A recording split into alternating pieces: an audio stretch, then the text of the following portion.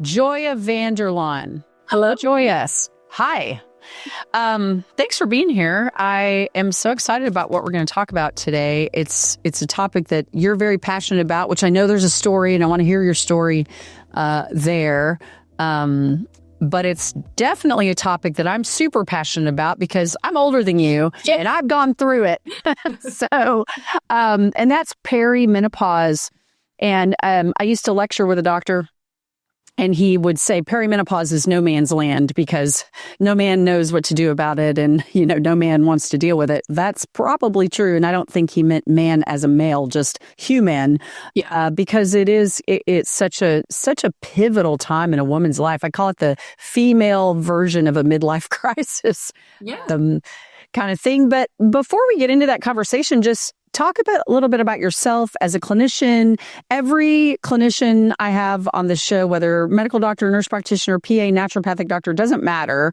We all have a story of how we went from conventional allopathic model of medicine to moving more into integrated model with looking at root cause. So we'll talk a little bit about yourself, your story, your passion, how you got here. Why is this an important topic for you? And then we'll go on. Yeah. So I started my career as a nurse at Northwestern downtown here in Chicago, and that's a very traditional medical setting. I worked in a variety of inpatient settings from OB, gynecology to cardiology, and then neurosurgery, epilepsy, and stroke. And through all that, I had always really had an interest in the why and the underlying reasons for why people got sick and why are we helping them in these ways. The whys always just helped me to understand things better. So I feel like I've always kind of been naturally geared towards a functional medicine type of practice because we really seek to answer that why. Why is this happening and not just Band-Aid it with a drug, right? So went through that, but always kind of suspicious. We're giving Hep B vaccines to babies at birth, and I'm going, oh, what are we doing? Right? But you have to follow the doctor's orders. It's a real risk that a child is going to get Hep B vaccine. I suppose if they're doing sex, having sex, they're doing IV drugs, right? It's virtually no risk. That's a whole other, can of worms that we probably won't open today. But, so I went to go get my master's knowing that I probably wanted to do more of the functional integrative part. But of course, there aren't nurse practitioner programs that train that way. Sure. I'm actually very thankful. Program that does. No. And I'm actually really thankful for that traditional medical background because that just really makes me a better provider now, because not only do I know and understand, I'm an expert at the functional medicine piece of it, but I also am very familiar and I understand all the traditional medical parts. And that really helps to integrate and incorporate, okay, this person's been down the functional or the traditional medicine pathway. Sure. Now, how do we incorporate or even switch over maybe to a functional medicine model for them? So when I first graduated as a nurse practitioner, I worked at a pain management clinic for about 7 years or so that did, traditional medical management of pain. So I was prescribing.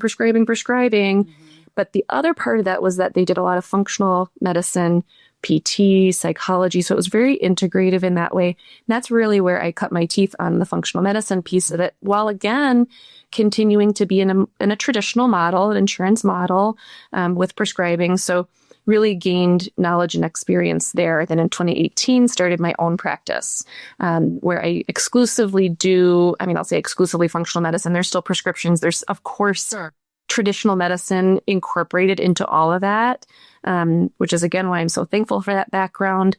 But I really do think this is the best way to get patients better and also to give them the control back with education and with an expert guide, right? Like a CEO for their health, essentially. That's good.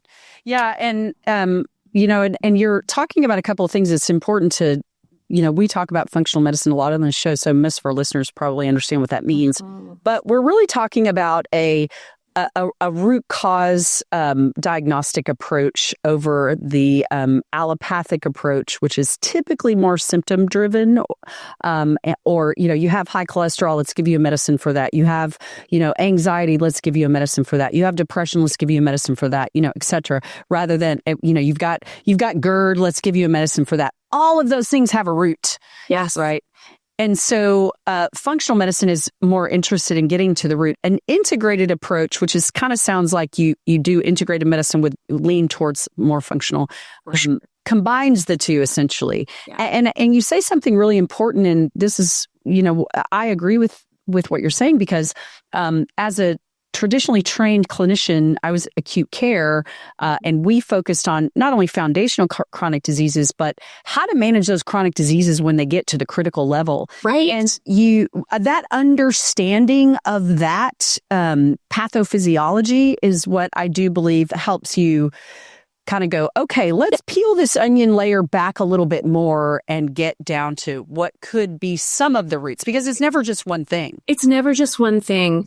And when you don't understand when something could be an emergency too, like if I'm, for example, an untrained people who are practicing this way, to them, abdominal pain is always going to be a gut issue, right? Oh, well, let's just do a stool test. Well, you better know if you're looking at appendicitis or something more serious, and that training just isn't there in a lot of the other, realms. So yeah. So taking this functional integrated approach to let's pull the conversation and into perimenopause. Yeah.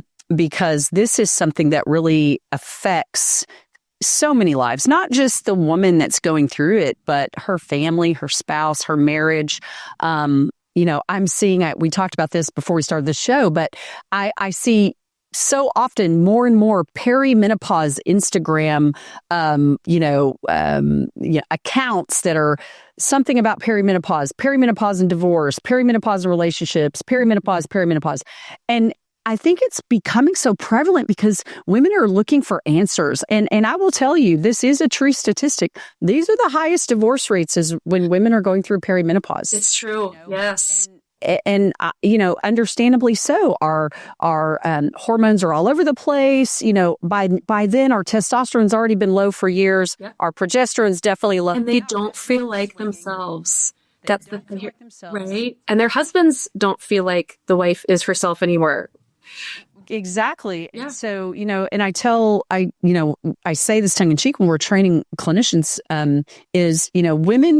husbands can deal with mood swings and things like that. But when you combine mood swings with, a lack of intimacy and all the other things that go along with it, and they don't know what to do about it, it causes so much strife in a marriage. So I'm grateful that this is something that we're going to talk about. So let's first just talk about what are some of the most common, let's talk about the symptoms of perimenopause. Mm-hmm. Let's just start there. So I know what they are, but why don't you share from your experience, what are most women that are coming in this time of life, which can last 2 to 8 years, by the way. Yes. It's a huge time frame. Yes.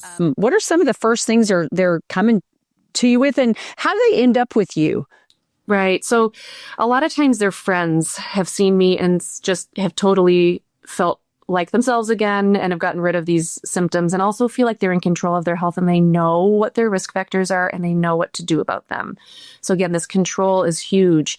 A lot of times we just put control. Oh, doctor, you know what you're doing, and you do. Just tell me what to do. Yeah, I don't believe that's best. In fact, I think that's probably one of the biggest problems with our healthcare in general is that we individually don't have responsibility because we're not given the tools to be able to do that. So what I see is I don't feel like myself. I'm gaining weight. I'm depressed or anxious. I'm not an anxious person, but I'm anxious. I don't really have anything to be anxious about.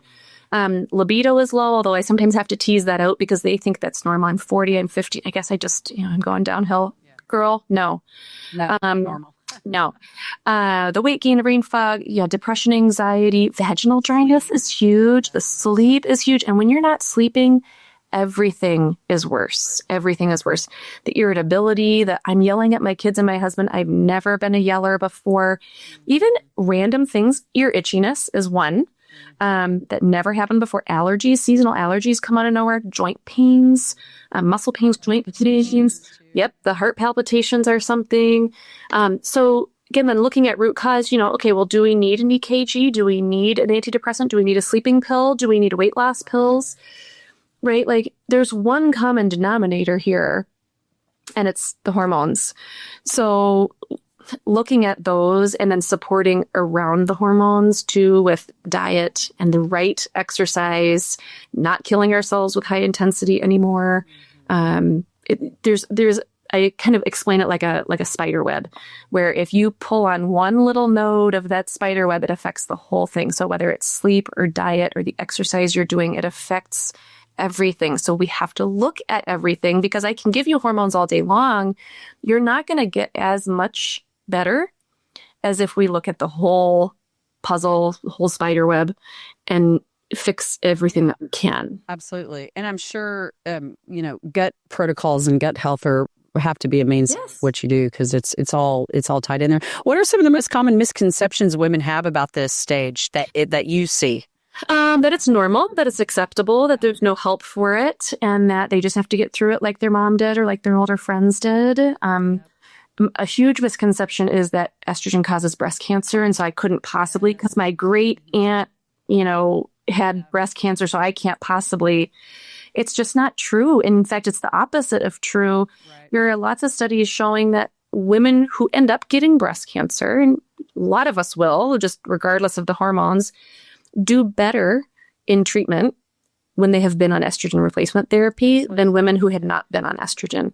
And there is not a higher rate of recurrence. So I'll treat women who have had breast cancer, not current breast cancer, but who have had breast cancer. I will treat them with estrogens. I will monitor them.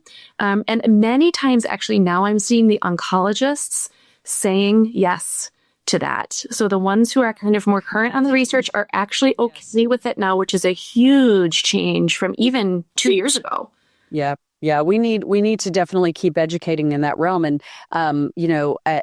I'm sure, at some of our conferences that we're at together, you've heard me talk about this, but there's a huge study that came out in Journal of American Medical Association in 2020 that actually showed, it was the same authors of the Women's Health Initiative that, told us hormones were bad back in 2004, which was really just the synthetic progestin arm of that. And now these same authors are saying, you know what, actually, we were wrong. Yeah. Estrogen is not only protective against breast cancer, but protective against all cause of death from cancer. That's a huge, huge statement. But the problem is that has not been splashed on the cover of Time magazine like it was in 2004 when Time magazine said, hormones aren't as safe as we've been told. What's a woman to do, And so that's negative news. Of course, we gravitate towards negative news. But, one of my big passions is to get the word out that estrogen is not a bad player.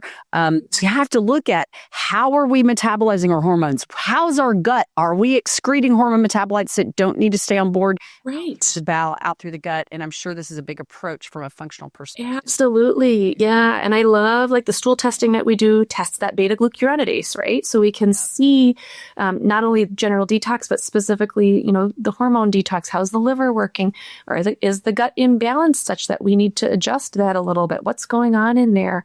Again, you got to look at all the puzzle pieces there and address all the puzzle pieces. It can be overwhelming. And so that's why we need time in a visit, not a 7-minute visit, to educate and go over and give the patients that knowledge that they need to then go forth and make those good decisions. Well, we've kind of talked about it a little bit, but just how does just globally, how does a functional or integrative approach towards perimenopause different than a traditional? I know the answer, but I want to hear it from you. Yeah. So there's a lot of different things. First, it's not just, let me give you the estradiol patch and maybe some progesterone, hopefully some progesterone. But what I do is when I compound, I like to compound. I like to use topical or vaginal creams for the estrogen, testosterone, and DHEA.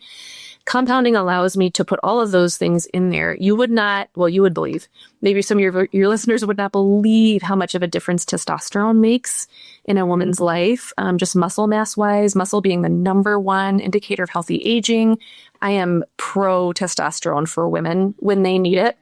And then the DHEA in there as well, we're applying vaginally. So not only does the estrogen help with the vaginal dryness and kind of the atrophy that happens and the UTIs that can happen, but it also absorbs then and helps with muscle mass, cortisol, regulation, blood sugar and insulin issues, inflammation. So there's so many benefits, again, to looking at the whole picture, not just estrogen and progesterone, but doing your due diligence and looking at everything and replacing what needs to be replaced at the appropriate levels, and then retesting and re-meeting and making sure symptoms are being managed in addition to the labs looking good.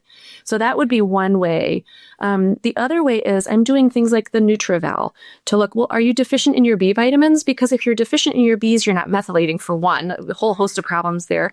But methylation is one of the ways that we metabolize and process our hormones. And the way we detoxify, and the way we reproduce our cells, and the way that we repair damaged DNA and produce neurotransmitters.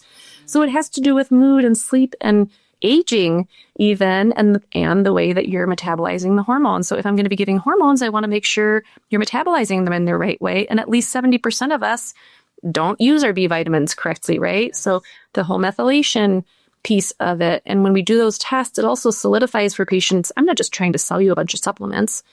These are, you need these. And what are your amino acids doing? Are you able to get them in, digest them, absorb them, and then create essentially everything in your body from these? Glycine is a huge one that I see deficient a lot. And that has to do a lot with sleep and anxiety and glutathione.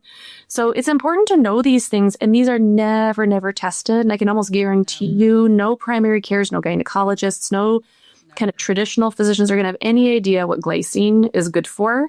But my patients know because we talk about it. Yeah. And, you make a good point, and just no shade on traditional. They just weren't taught it. It's just not their expertise. It's not their expertise. Yeah. I teach with several OB-GYNs that, they'll be the first to say, you're supposed to be the hormone experts. We have never been taught this, yes. In medical school. Same thing with endocrinology. An amazing functional endocrinologist I work with. I just love her to death, Dr. Cassie Smith. She says the same thing. We aren't really taught the right way to understand hormones in school. And from that, you can't, because I get patients like, well, why didn't my doctor tell me this? Well, don't be mad at them. It is disappointing, what you don't know. It's disillusioning because we have been raised in a society that says, well, they know everything and they're the doctors, they're the experts, so they should know everything. And they are great at what they are trained in. And this is just not what they're trained in.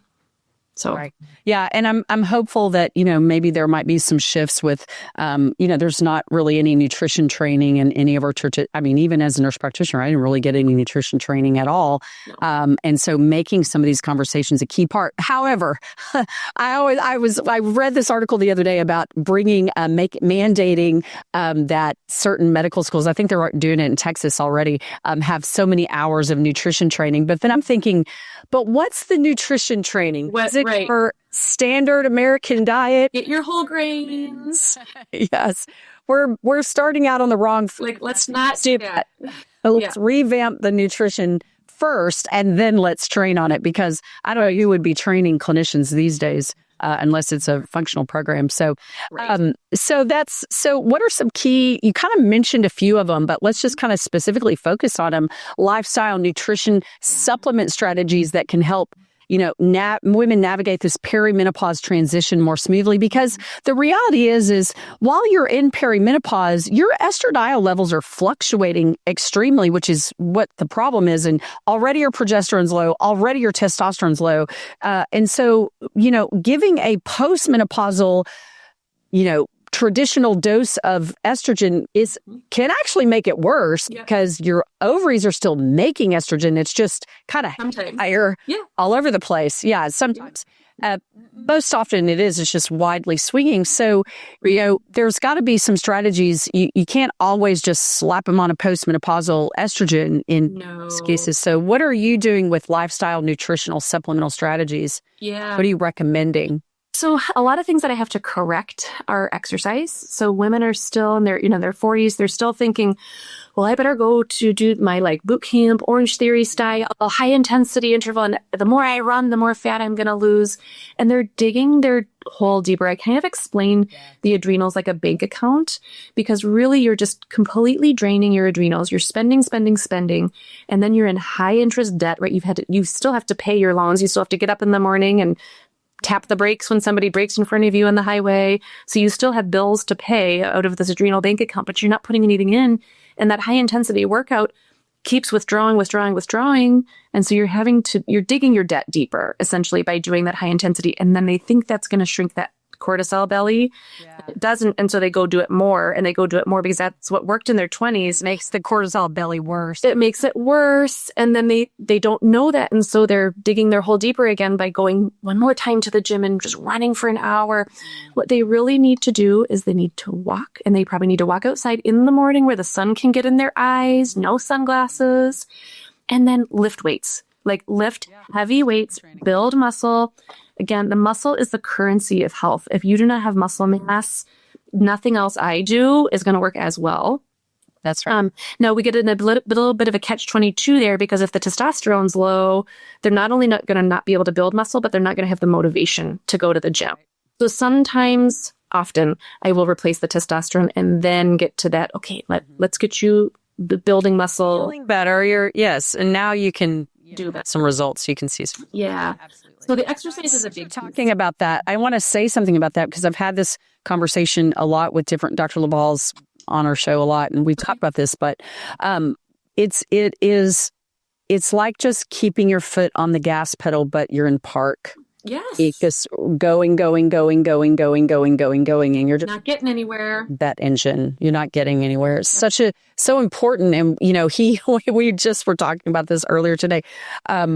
He told me for years exactly what I'm going to, people may not have listened to that show and they're listening to this one, so I'm going to say it again. Yes. He would tell me for years, I'm 57 now. And in my early 50s, I had to start changing some things up. So I started doing boxing and HIIT exercises and all this stuff, which worked and changed everything for about a year. But then exactly what you're talking about started shifting. I'm like, wait a minute, something's not working. And he kept telling me, you're overtraining. And when I finally listened to him and started just doing weight training, I quit doing HIIT, which I love boxing anyway, but quit doing it. I mainly quit doing it because the boxing gym closed, sadly. So it's probably meant to be. But I went to strength training 2 to 3 days a week, and Pilates 2 to 2 days a weekish. And so just doing it completely changed everything, and everything started shifting back. What I realized is I was in such an inflamed state. That fight or flight. Yep. Fight or flight. Yeah. So what you're saying, I love that you start with that conversation, because you're right. Muscle is the currency of aging. Yep. So is and the other thing too, I'll say to women, and I experienced this myself.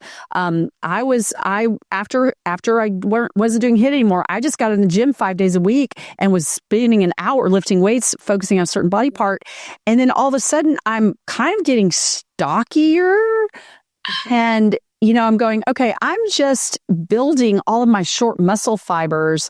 And boy, when I started Pilates, everything started lengthening. I wasn't as sore all the time. It was almost like I was doing my own physical therapy. Mobility too.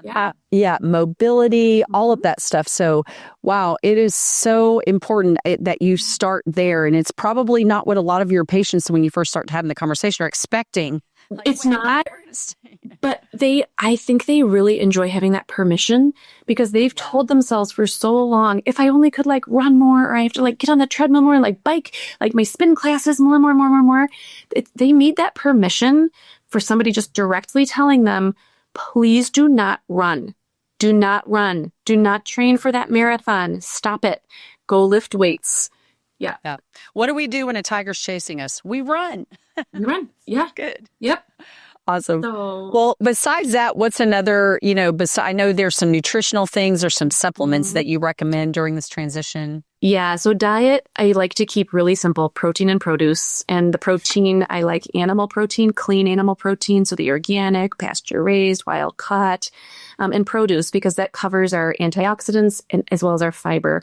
So really, and people have heard this, I'm sure, before, but I'll say it again, is you should be getting a gram of protein per every pound of ideal body weight. And that's a lot of protein that takes real effort to get in. Yeah. And the fiber is essential for all sorts of things, but gut health, and then appetite control, and just so important to get in. So if people are focusing on that, then often I find they're not craving the sweets or the the processed foods that they really shouldn't be having anyway. So instead of saying, you can't have this, you can't have this, you can't have this, it's protein and produce. Mm-hmm. Yeah, that's so good too. And the thing, bringing the whole fiber thing back to the hormone conversation, it's so important for people to understand that when you feed the good bacteria in your gut and you overcome gut dysbiosis, it's the beta glucuronidase that uncouples those estrogen metabolites from glucuronidase that your liver did such a good job packaging those together to rid themselves. So people just think, oh, fiber, yeah, fiber. But it's so important from a hormone metabolism perspective. And when we teach and train doctors, I tell them, if you aren't asking your patients if they're having a daily bowel movement and a good, healthy, at least, you're missing a huge part of the hormone optimization. Huge. Yeah. And the weight piece of it too, right? If you're not getting that fiber in that, then your gut's not, part of it is the gut health, right? That contributes to that. Part of it is the weight piece and the blood sugar regulation, aspect, and doesn't spike your blood sugar as much. I'll have people wear CGMs quite a bit. And it's so interesting to see if they follow, I usually tell them to follow the glucose goddess way of eating, where you're eating the non-starchy veggies first, then your protein, fiber, then any carbs that you're going to have at the end. You're going to have dessert sometimes. That's okay. You don't need to restrict all the time. Just don't have it on an empty stomach. And that works really well for people because, again, it admits that you're going to have sugar sometimes, but know how to do that and when to do that and when not to do it. Well, and what people realize, and you kind of alluded to it previously, is once you start changing this way of eating, you kind of, even when you sit down and there is a dessert, you kind of have a bite or two and you're done. We're done. That's all you want. Yeah. Well, because you start to pay attention. It's gone. Yep. Yeah. When you start to pay attention, I tell women, like, tune back in. How do you feel after you do a high intensity interval training workout? Yeah. Oh, I'm exhausted and I made a nap. Okay, well, that's your body telling you, like, you got to tune back in. How do you feel after you eat, a bowl of ice cream? Oh, I get a headache and I crash. I said, well, again, that's your body telling you. And we've been ignoring it all this time because we're told, oh, I'm fine. Our bodies are beautifully created. They send us messages. We just have to listen and honor that. We ignore them. So that headache that you have after the bread that you ate, well, don't do that again then. Or at least if you do make the choice, know that that's going to happen. And maybe you're okay with it sometimes. But yeah, exactly. Notice those things, because that's the best motivation to change. I can tell people all day long, don't eat gluten, don't eat but if they understand how they feel and they don't feel well after they eat that's the best motivation to change. I can't tell somebody to change. That's not as effective. And if you know how a certain food's going to impact you and you choose it, you know what you're signing up for. Yeah. I do this with spicy foods and things like that. I'm like, well, I'm doing it, but I know I'm going to be down for a few days. Right. Sometimes it's worth it. Yeah, sometimes it's worth it. It's actually never. It's only worth it in the moment. The flavor is tough, and then after that. So what are a couple of symptoms that women probably most often dismiss or just don't even really realize that they're hormone related? I know there's a bunch of them, but so many for you. So mood stuff and almost personality, and they start to tell themselves they're a certain way. And especially I see a lot of, well, I think I developed ADHD. I can't focus. I can't concentrate. Like, I'm afraid my work's going to find out. Like, I can't get my work done. And then, like, I feel like I can't organize my kids' schedules anymore. Like, I used to, be on top of everything, and I can't. My house is not organized. So they think they're getting ADHD, when really it is likely hormonal imbalance, because it comes right at that time.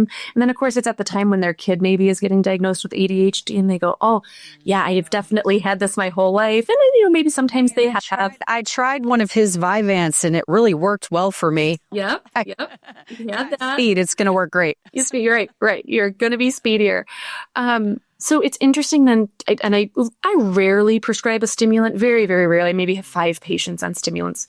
But when you look at the root cause and you address those root causes, not only do they not need a stimulant, but their body is functioning in all the better ways. And now they just don't need that medicine that wasn't a deficiency for them in the first place. So yeah.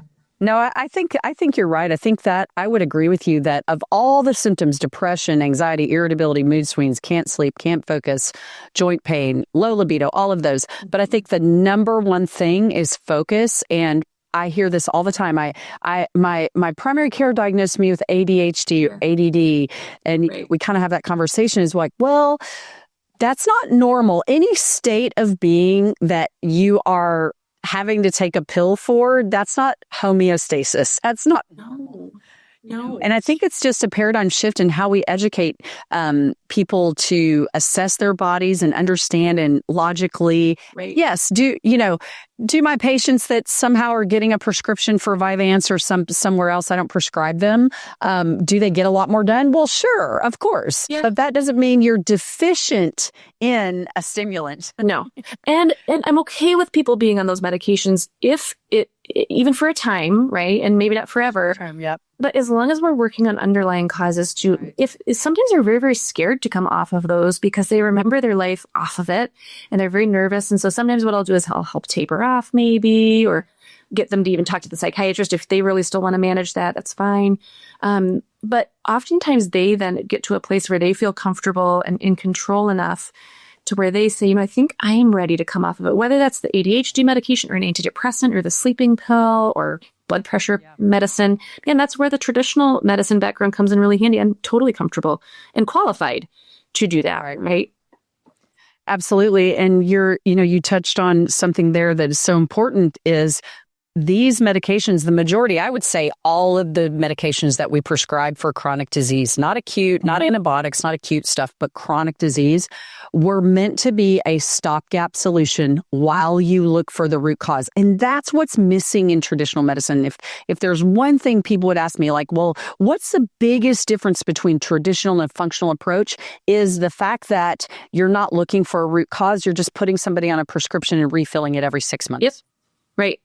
Which is exactly what, pharmaceutical companies that, they're counting on. They want that.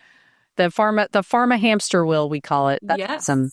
So, just kind of to wrap it up, if there's, one thing you really want our listeners to take away with this perimenopause transition, this transition from premenopause to postmenopause, perimenopause, it's the hardest part. What would you want to really make sure they understand?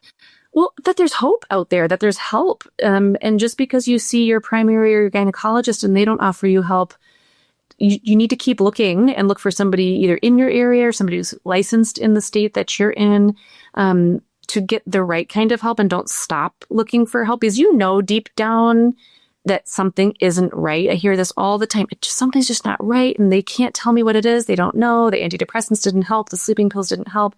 There is help.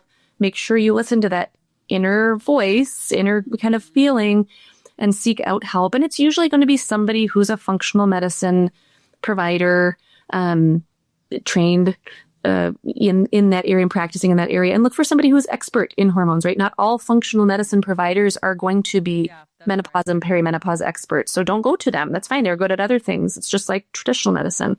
Go to the expert in what you're looking for help with. Yep, that's great. I love that.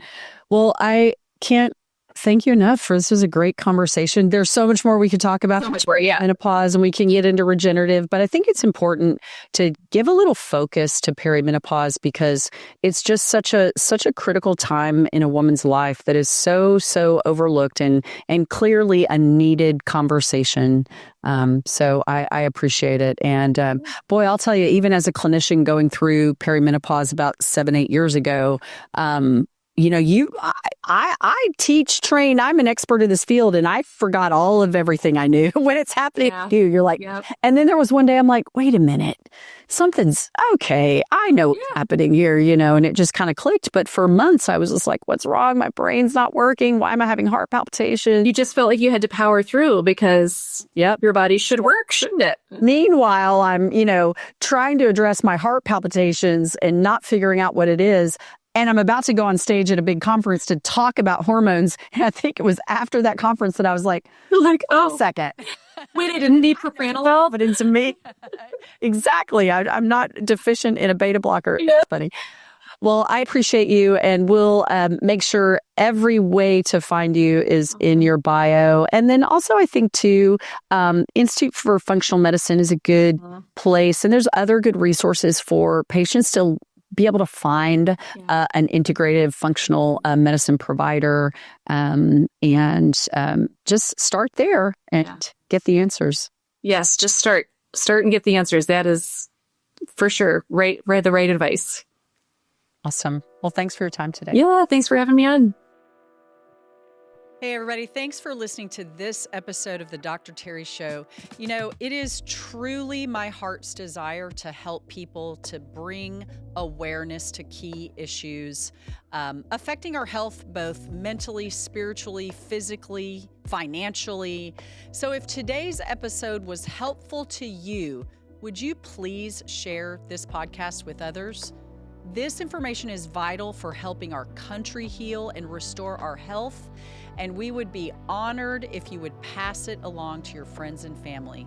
Be sure to subscribe so you don't miss any content from the show, and if your life has been improved by the show, please leave us a review below. We would love to hear from you. See you next time.